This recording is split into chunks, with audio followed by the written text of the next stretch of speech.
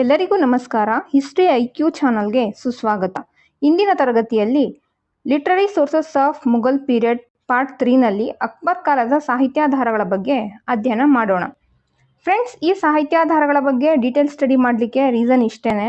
ಉನ್ನತ ಮಟ್ಟದ ಪರೀಕ್ಷೆಗಳಾದಂತಹ history NET JRF assistant professor ಎಕ್ಸಾಮ್ಸ್ಗಳಲ್ಲಿ ಅಕ್ಬರ್ ಕಾಲದ ಸಾಹಿತಿಗಳು ಅಥವಾ ಗ್ರಂಥಗಳಲ್ಲಿ ಉಲ್ಲೇಖಿತ ಮಾಹಿತಿ ಬಗ್ಗೆ ಅಥವಾ ಮ್ಯಾಚ್ ದ ಫಾಲೋಯಿಂಗ್ ರೂಪದಲ್ಲಿ ಪ್ರಶ್ನೆಗಳು ಬಂದಿದ್ದಾವೆ, ಕೇಳ್ತಾರೆ.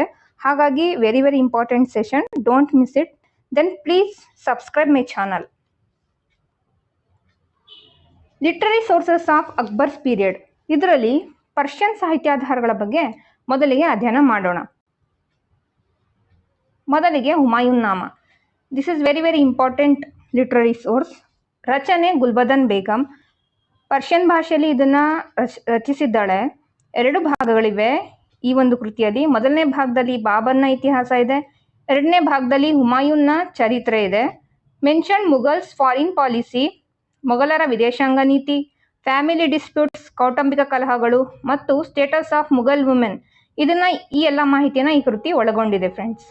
ನಂತರ gives info about death reason of Babur. Babur ಮರಣದ 2 ಕಾರಣಗಳನ್ನು ಉಲ್ಲೇಖಿಸುತ್ತೆ. ಇಬ್ರಾಹಿಂ ಲೋಧಿಯ ತಾಯಿ ವಿಷ ನೀಡಿ ಸಾಯಿಸಿದಾಳೆ ಅಂತ. ಇನ್ನೊಂದು, ಹುಮಾಯೂನಿಗೆ ತನ್ನ ಆಯಸ್ಸನ್ನೇ ಬಾಬರ್ ಸಮರ್ಪಿಸಿದ ಅಂತ ಉಲ್ಲೇಖಿಸುತ್ತೆ. ನಂತರ ಈ ಕೃತಿ ಲಂಡನ್ನಿನ ಬ್ರಿಟಿಷ್ ಮ್ಯೂಸಿಯಂನಲ್ಲಿರುವ ಮೊಘಲ್ ಕಾಲದ ಏಕೈಕ ಕೃತಿ ಇದಾಗಿದೆ ಫ್ರೆಂಡ್ಸ್. ನಂತರ ಮುಂತಖಾಬುಲ್ ತವಾರಿಖ್. ಈ ಕೃತಿಯ ರಚನೆ Abdul Qadir Badauni. This is very important literary source. He was fundamentalist Islamic scholar. Islam ಧರ್ಮದ ಸಂಪ್ರದಾಯಬದ್ಧ ವಿದ್ವಾಂಸ ಈತ ರಾಜಸ್ಥಾನದ ನಿವಾಸಿ. ಈತನ ಮೂಲ ಹೆಸರು ಅಬ್ದುಲ್ ಖಾದಿರ್ ಅಂತ. ಬದಾಯೂನಿ ಅಂತ ಹೆಸರು ಬರಲಿಕ್ಕೆ ಕಾರಣ, ಬದಾಯೂನ್ ಪ್ರದೇಶದ ಜಾಗೀರನ್ನ ಅಕ್ಬರ್ ಈತನಿಗೆ ಉಡುಗೊರೆಯಾಗಿ ನೀಡಿರ್ತಾನೆ. ಹಾಗಾಗಿ ಈತನ ಹೆಸರಿನ ಮುಂದೆ ಬದಾಯೂನಿ ಅಂತ ಹೆಸರು ಬರುತ್ತೆ friends. He criticises Akbar's religious policy. ಅಂದರೆ ಈತ ಅಕ್ಬರನ ಸುಲಾಯ್ ಕುಲ್ ಮತ್ತು ಸರ್ವಧರ್ಮ ಸಹಿಷ್ಣುತಾ ಮನೋಭಾವವನ್ನು ಖಂಡಿಸ್ತಾನೆ. He participated in Haldighati war in ambitious to achieve Ghazi title. ಈತ ಅಕ್ಬರ್ ಮತ್ತು ಮಹಾರಾಣಾ ಪ್ರತಾಪ್ನ ನಡುವೆ ನಡೆದಂತಹ ಹಲ್ದಿಘಾಟಿ ಕದನದಲ್ಲಿ ಆ ಒಂದು ಯುದ್ಧದಲ್ಲಿ ಪಾಲ್ಗೊಂಡು ಯುದ್ಧ ಗೆದ್ದು ಗಾಜಿ ಬಿರುದು ಪಡೆಯುವ ವಿಫಲ ಪ್ರಯತ್ನ ಈತ ಮಾಡ್ತಾನೆ friends. This literature published in emperor Jahangir's period. ಈ ಒಂದು ಕೃತಿಯ ರಚನೆಯ ಆರಂಭ ಮತ್ತು ಪೂರ್ಣಗೊಂಡಿದ್ದು ಅಕ್ಬರ್ ಕಾಲದಲ್ಲಿ, ಆದರೆ ಪ್ರಕಟಣೆಗೊಂಡಿದ್ದು ಮಾತ್ರ ಜಹಾಂಗೀರ್ ಕಾಲದಲ್ಲಿ. ನಂತರ ತಾರೀಖೆ ಅಲ್ಫಿ. ಈ ಕೃತಿಯನ್ನು ಒಟ್ಟು 7 ಸಾಹಿತಿಗಳು ರಚನೆ ಮಾಡಿದ್ದಾರೆ. Ahmad Ghatti, Naqib Khan, Maulana Mohammad, Faizi Sirhind, Nizamuddin Ahmad, Badauni, Abul Fazal Allami. Then preface written by Allami. ಈ ಕೃತಿಯ ಪ್ರಸ್ತಾವನೆಯನ್ನು ಮಾತ್ರ ರಚಿಸಿರೋದು ಅಬುಲ್ ಫಜಲ್ ಅಲಾಮಿ. Mentioned Akbar's title Padshah Islam. ಅಕ್ಬರನ ಬಿರುದಾದಂತಹ ಪಾದ್ಶಾ ಇಸ್ಲಾಮನ್ನು ಈ ಕೃತಿ ಉಲ್ಲೇಖಿಸುತ್ತೆ ಫ್ರೆಂಡ್ಸ್. ನಂತರ ನಫಾಯಿಸ್ ಉಲ್ ಮಾಸಿರ್. ಈ ಕೃತಿಯ ರಚನೆಕಾರರು Alauddin Qazvini. This literature mentions intention of Akbar's in Gujarat military campaign.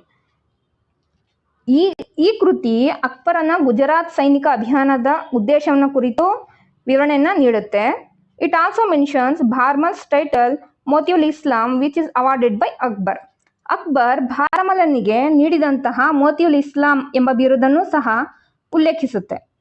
This is the first historical literature of Akbar's reign. Friends, ಈ ಕೃತಿ ಅಕ್ಬರ್ ಕಾಲದ ಪ್ರಪ್ರಥಮ ಐತಿಹಾಸಿಕ ಕೃತಿ. So very important. ನಂತರ ಅಕ್ಬರ್ನಾಮ. ಈ ಕೃತಿಯನ್ನು ರಚಿಸಿದವರು ಅಬುಲ್ ಫಜಲ್. 1589ರಲ್ಲಿ ರಚನೆ ಆರಂಭಗೊಂಡು 1602ರ ವೇಳೆಗೆ ಈ ಕೃತಿ ಸಂಪೂರ್ಣಗೊಂಡಿದೆ. ಒಟ್ಟು 3 ಸಂಪುಟಗಳನ್ನು ಒಳಗೊಂಡಿದೆ. ಸಂಪುಟ 1ರಲ್ಲಿ ಕಂಟೈನ್ಸ್ ಮುಘಲ್ ಆನ್ಸೆಸ್ಟರ್ಸ್, ಮೊಘಲರ ಪೂರ್ವಜರ ಬಗ್ಗೆ ಮಾಹಿತಿ ನೀಡುತ್ತೆ ಮತ್ತು ಅಕ್ಬರನ ಆರಂಭಿಕ 17 ವರ್ಷಗಳ ಆಡಳಿತ ಬಗ್ಗೆ ಮಾಹಿತಿ ನೀಡುತ್ತದೆ. ಸಂಪುಟ 2ರಲ್ಲಿ 17ರಿಂದ 46ನೇ ವರ್ಷದವರೆಗಿನ ಅಕ್ಬರ್ನ ಆಡಳಿತಾವಧಿಯ ಬಗ್ಗೆ ಮಾಹಿತಿಯನ್ನು ಕಂಟಿನ್ಯೂ ಮಾಡುತ್ತೆ. ಸಂಪುಟ 3 ಐನೇ ಅಕ್ಬರಿ. ಈ ಒಂದು ಕೃತಿ 5 ಭಾಗಗಳನ್ನು ಒಳಗೊಂಡಿದೆ. ಇದರ 5ನೇ ಭಾಗ ಆಟೋಬಯೋಗ್ರಫಿ ಆಫ್ ಅಬುಲ್ ಫಜಲ್, ಅಬುಲ್ ಫಜಲನ ಆತ್ಮಚರಿತ್ರೆ.